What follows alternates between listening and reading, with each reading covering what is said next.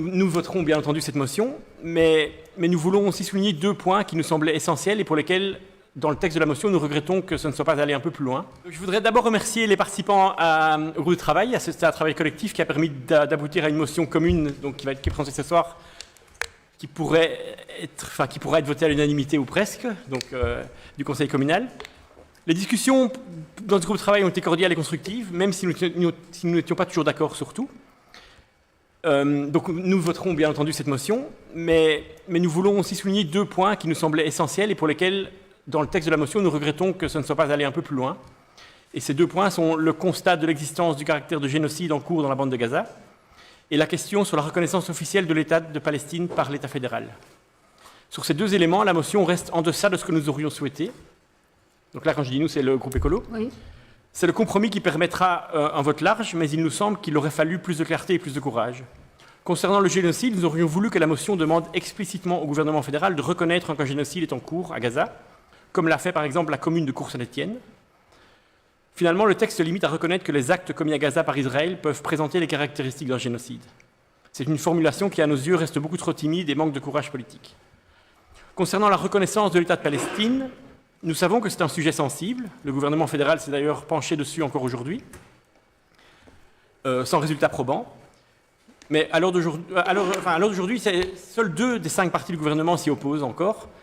Et nous aurions aimé que la motion demande au gouvernement fédéral de reconnaître sans attendre l'État de Palestine. Et je voudrais rappeler que la reconnaissance porte sur un État et non sur son gouvernement. D'autant plus que le gouvernement officiel de l'État de Palestine est l'autorité palestinienne, siégeant en Cisjordanie, et en aucun cas le groupe terroriste Hamas, qui ne contrôle plus grand-chose dans la bande de Gaza. Nous regrettons que la formulation finale de la motion se limite à ce qu'il envisage cette reconnaissance. Et là encore, nous aurions voulu aller plus loin. Et ces réserves sont d'autant plus fortes que la situation continue de se dégrader, semaine après semaine. Le ministre israélien Bezalel Smotrich a validé un plan de 3400 logements supplémentaires en Cisjordanie occupée, affirmant vouloir enterrer l'idée d'un État palestinien. Le secrétariat général de l'ONU et plusieurs institutions spécialisées onusiennes, dont l'OMS et la FAO, ont officiellement déclaré l'existence d'un état de famine à Gaza. La Cour internationale de justice, organe judiciaire des Nations unies, a rendu plusieurs ordonnances depuis le début de l'année dans l'affaire ouverte par l'Afrique du Sud contre Israël concernant le respect de la Convention sur la prévention et la répression du crime de génocide, par lesquelles elle prononce des mesures conservatoires à l'encontre d'Israël afin de prévenir toute atteinte potentielle à la dite Convention dans la bande de Gaza. Elle devrait bientôt se prononcer sur le fond de l'affaire. Et récemment, une base de données israélienne indique que plus de 83% des victimes à Gaza sont des civils.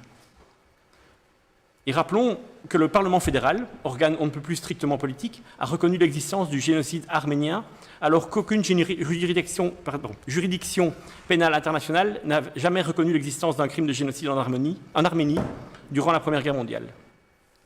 Dans le même temps, en Belgique, des lignes commencent timidement à bouger quant à la reconnaissance de l'État de Palestine par rapport aux partis qui s'y opposent encore. Du côté de l'NVA, la ministre Zuel Demir s'est prononcée pour la reconnaissance d'un État palestinien. Et du côté du MR, Louis Michel récemment et Michel Demact ont eux aussi exprimé leur soutien à cette reconnaissance en soulignant qu'elle est la condition indispensable pour rendre crédible la solution à 2 États. Nous sommes donc à un moment charnière et comme l'a rappelé notre ministre des Affaires étrangères, si on est pour une solution à 2 États, il faut bien avoir 2 États. La reconnaissance n'est pas une récompense pour l'horrible terreur du Hamas. Au contraire, c'est un État qu'on reconnaît, certainement pas un groupe terroriste. Voilà pourquoi, tout en votant cette motion, nous appelons à ce que les choses aillent plus loin, car si l'on veut réellement contribuer à la paix, il faut avoir le courage d'employer les mots justes et de poser des actes concrets.